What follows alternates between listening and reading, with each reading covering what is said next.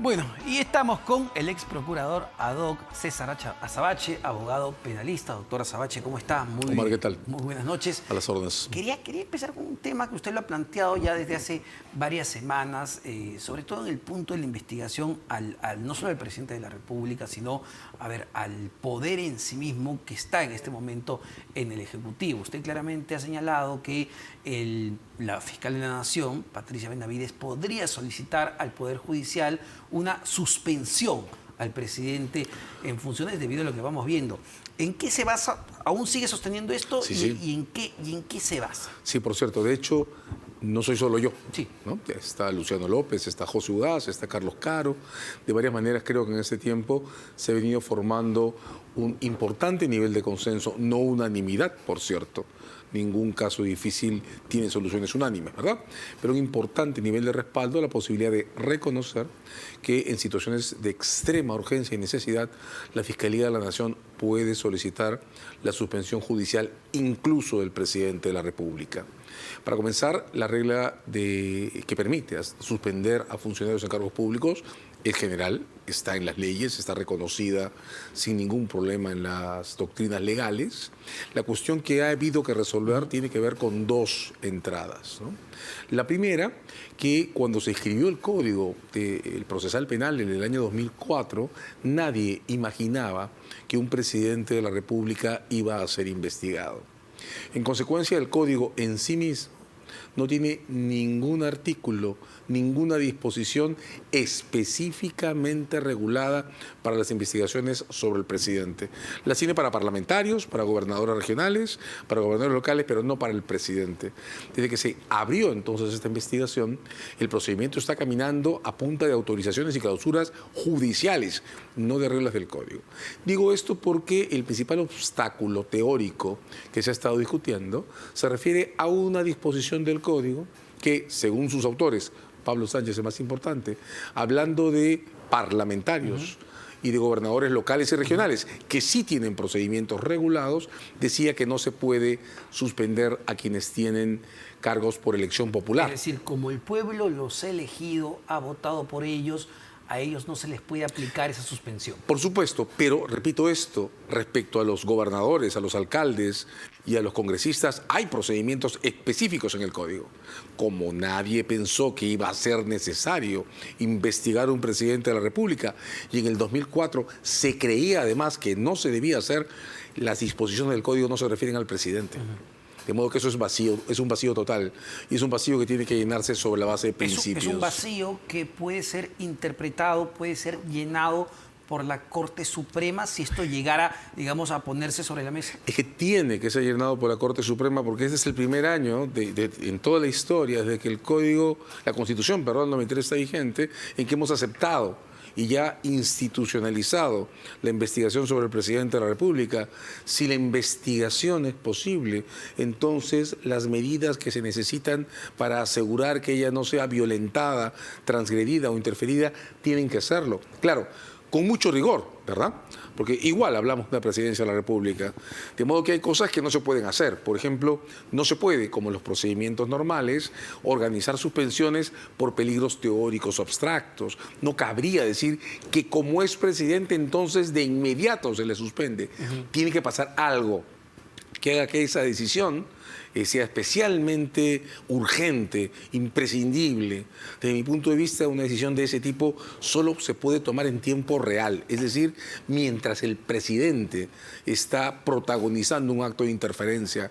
Si se descubre de manera flagrante que, como muchos y muchas sospechamos, es él quien respalda fugas como la de Silva o la de su sobrino Vázquez, solo si intenta repetir algo tan bochornoso y escandaloso como interferir o desmontar el equipo que le investiga. En casos así de extremos, la medida sería, desde mi punto de vista, necesaria y creo ya tiene suficiente justificación institucional. Pero ya en este momento la fiscal de la Nación le abrió una nueva investigación al presidente de la República. De acuerdo, pero, ese punto, ¿no? Pero no es sobre las investigaciones, sino sobre el modo en que el presidente interfiere con ellos. De hecho, esta teoría se ha estado discutiendo con ocasión a la escena en la que el presidente expresó esas interferencias destituyendo a un ministro, el ministro del Interior. En el transcurso del debate, la Fiscalía de la Nación ha fijado posición, el Ministerio del Interior ha tamizado sus modos expresos de interferir y ha terminado esto en una escena en la que el ministro le ha pedido que autorice cambios que la Fiscal de la Nación ha rechazado de plano.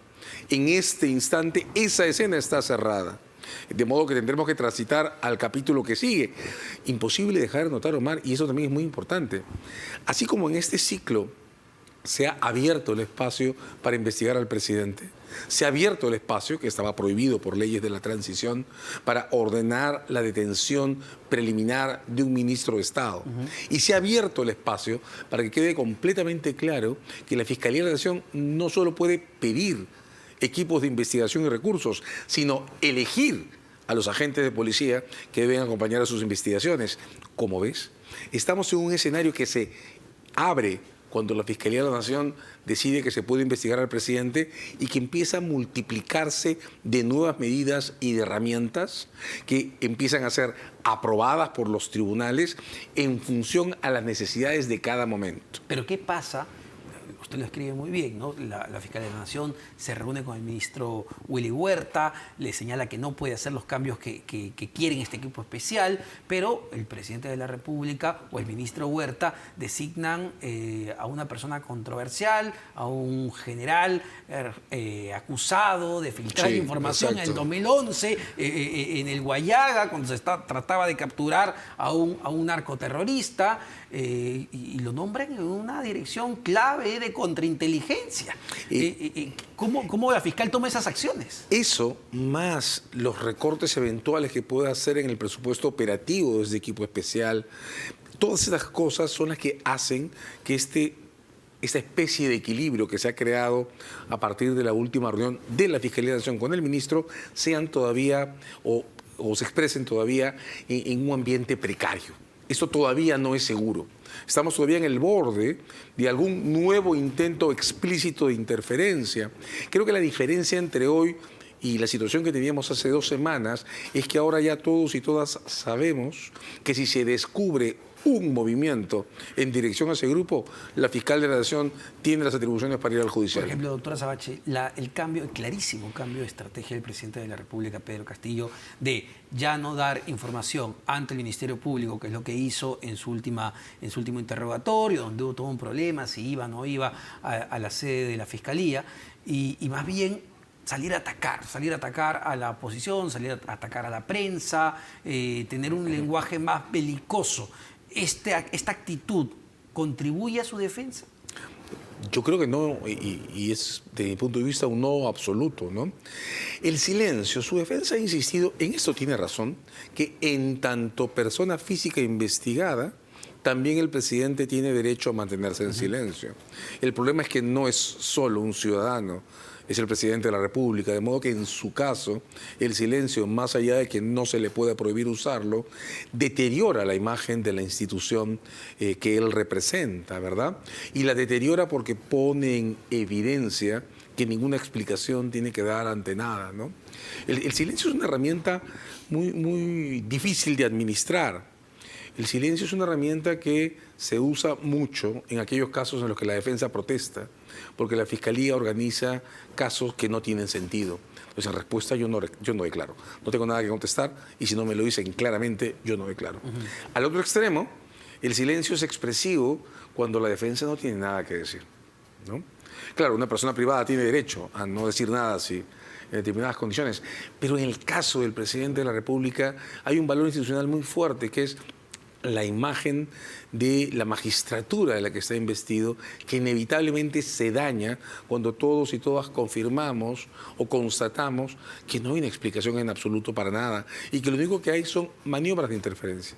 La agresividad que viene mostrando en estos días, que no es una novedad, creo que tiene antecedentes en varias dimensiones, desde mi punto de vista lo único que hace, y le estoy dando la razón, creo que fue Jaime Bedoya cuando lo dijo, es multiplicar nuestro hastío, ¿no? Es como si el presidente estuviera optando o terminando de optar por una narrativa completa de agotamiento hacia quienes no toleramos lo que está pasando con el manejo de estos casos. Y, a ver, doctor, ¿y usted cree que entonces la salida de esta crisis actual que vivimos, política, social, judicial, no va por el camino del Congreso de la República, donde claramente hasta el día de hoy pareciera que no tienen los votos, sino por el terreno de la justicia?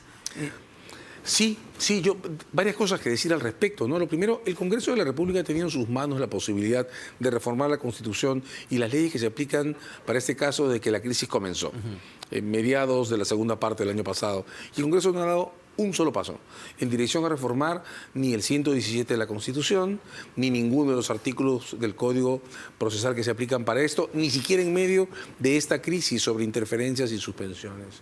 Al contrario, lamento que el Congreso se haya dedicado más bien a desarmar reformas institucionales como la de SUNEDU.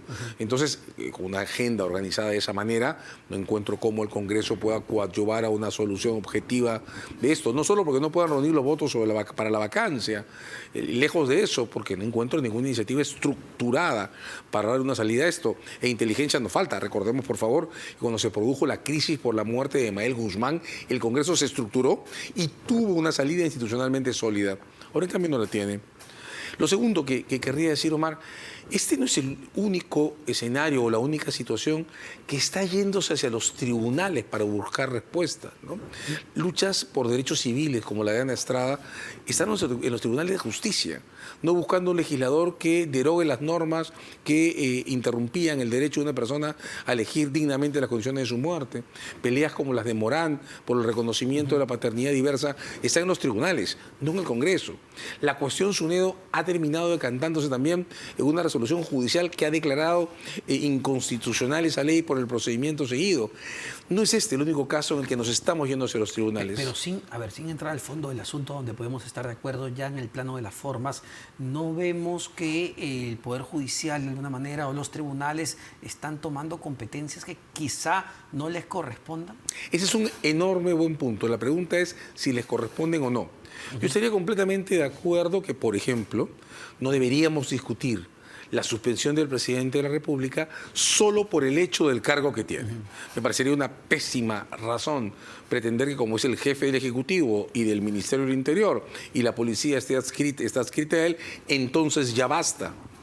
Me refiero con esto a que las competencias del judicial, que en situaciones de este tipo, dado a la crisis de representatividad en la que estamos viviendo y lo que está representando la presencia de Castillo en la presidencia, son sumamente excepcionales, tiene que administrarse con sumo cuidado. Voy contigo en que no es la primera opción en la que hay que pensar, pero en situaciones de extrema necesidad y urgencia, si el presidente de la República le pone una mano al equipo de investigación que está a cargo de esto, pues entonces no va a quedar otro remedio. Lo que el sistema legal e institucional no puede hacer, Omar, es quedarse impávido, estático, frente a maniobras de interferencia aberrantes.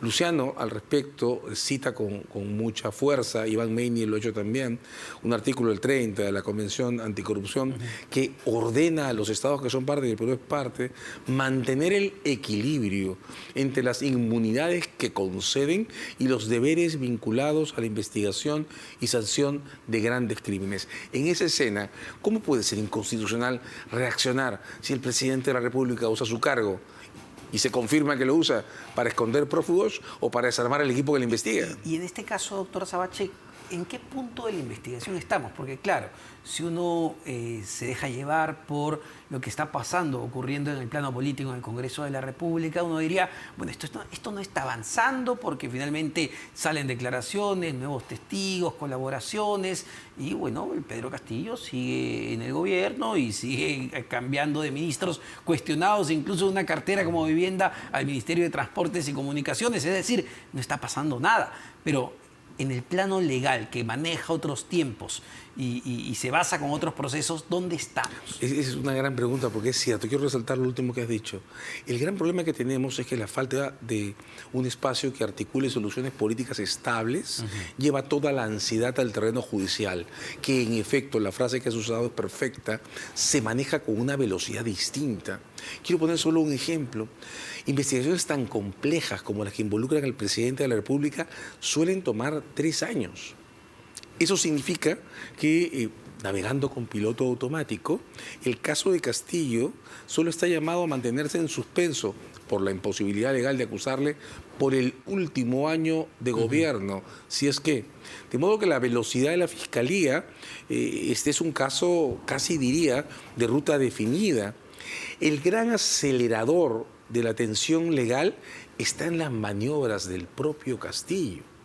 Es decir, el espacio de la suspensión judicial, este debate en el que hemos estado en este mes, por ejemplo, se ha abierto solo o a partir del momento en que ha intentado algo tan torpe como desarticular al equipo que le investiga. Ahora queda completamente claro, desde mi punto de vista, que si intenta hacer algo semejante, o si esta especie de observador, diría perverso, que ha puesto el Ministerio del Interior en el sistema de inteligencia, no solo mira, sino que interfiere, pues entonces lo que se va a desatar es el debate judicial sobre la suspensión de Castillo. Él es el factor que acelera el tiempo de esa investigación. En lo que toca al entorno, siempre hay que diferenciar, Omar, las investigaciones sobre hechos del pasado, que son las más lentas, las reconstrucciones de contratos públicos como el de Tarata o los propios ascensos, de las investigaciones sobre situaciones que transitan en tiempo presente. Ahí están las fugas. La escena que ha cerrado hace algunos días es la escena de las interferencias con el equipo de investigación. Por lo menos ha cerrado temporalmente, con algún nivel de precariedad, pero esa ha cerrado. La que está abierta es la de la fuga de Silva y la de la fuga del sobrino Vázquez. Y esas están abiertas en tiempo real. De modo que todavía es posible que ese equipo de investigación, que ahora no puede ser tocado, termine descubriendo qué está pasando en cualquier momento con esas 2 fugas. Y eso puede tener un factor o puede generar una aceleración todavía mayor de estos casos. Yo sé que el tema de las fugas es clave, es crucial, además, porque permitiría ir cerrando este círculo, pero hay detalles que no podemos dejar de pasar por alto. Por ejemplo, lo que le sucedía a una de las colaboradoras eficaces como Karelyn López. Las amenazas, o que una policía le esté siguiendo y que luego se compruebe que efectivamente pertenecía a inteligencia. En la entrevista de ayer, el doctor César Nakazaki denunciaba que un carro de lunas polarizadas también lo seguía para ver dónde estaba Pacheco. Es decir, vemos estos detalles que, entiendo, estarán siendo evaluados también por el Ministerio Público. No me queda ninguna duda. De hecho, es otra maniobra sumamente torpe generar agresiones de este tipo cuando hay un equipo al que el gobierno no controla, que está mirando y registrando todo. Por eso digo, esto es una paradoja muy importante en la que creo que hay que mantener la diferencia entre la investigación tradicional de eventos del pasado con la investigación en tiempo real. O sea, en tiempo real pueden haber autorizaciones judiciales para interceptar teléfonos que no conocemos. Pueden haber videovigilancias, estas sí, efectivamente desarrolladas, no como la que se pidió para el señor Silva, que estén en proceso. Cada paso de interferencia que pueden estar dando del otro lado se puede estar documentando. Claro, porque de la defensa del presidente Pedro Castillo, tanto legal como política, lo que se señala es, pero miren, está Karelyn, está Samir, está Bruno, no hay nada.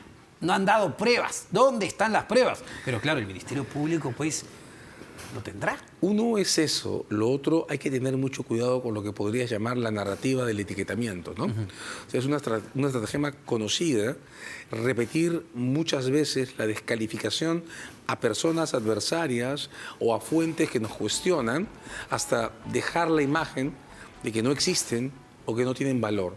El equilibrio de esta crisis se va a mantener mientras podamos tener paciencia y confianza en que una entidad a la que hemos delegado institucionalmente esta labor, que ahora la Fiscalía de la Nación, pueda mostrarnos resultados.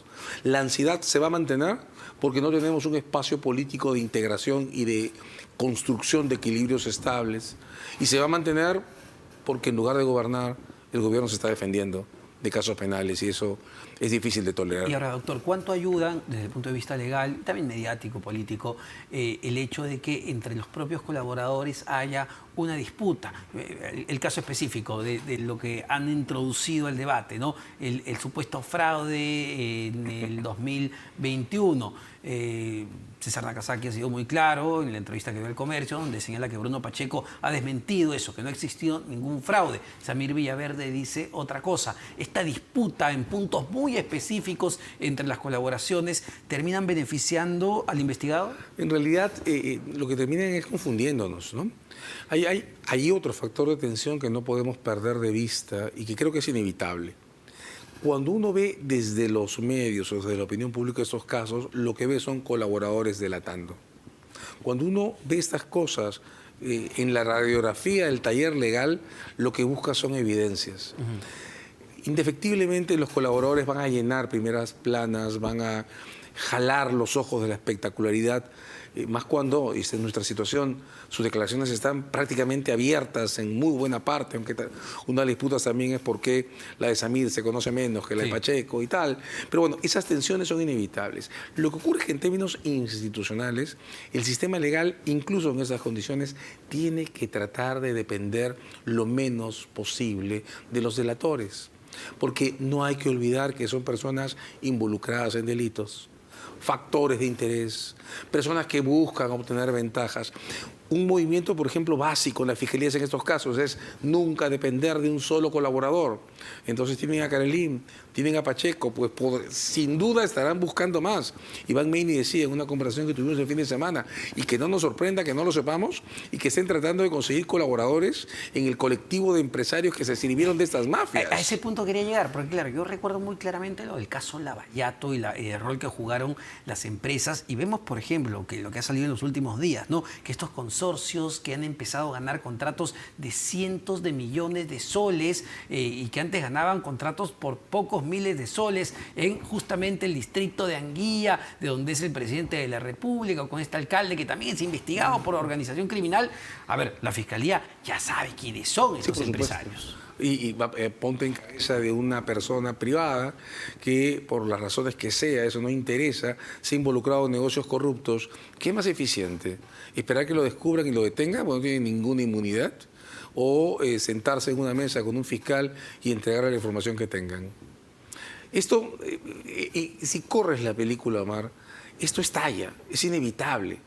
Y contra más demoren los factores políticos, el presidente Castillo inclusive, en tomar decisiones equilibradas como renunciar, más fuerte va a ser el golpe que produzca este estallido. Lo que nos toca desde la ciudadanía es prepararnos, no perder el equilibrio y no abandonar nuestro permanente reclamo por una agenda pública que está ahora eclipsada por el protagonismo de estas disputas. Solo para cerrar, doctora Azabache, usted en su columna de La República le da una recomendación al presidente de la República. Pero no se la digas. Dice que lo mejor que podría hacer en términos legales es la renuncia. Digamos, lo más inteligente que haría una persona culpable por delitos, que no sabe cómo defenderse, no tiene nada que decir, dice las cosas que no quiere decir y está impedida de desarrollar sus planes de interferencia, es renunciar a la presidencia, ¿no? Muchísimas gracias, doctor Azabache. Encantado, César Azabache, ex procurador ad hoc, abogado penalista. Justamente comentaba hace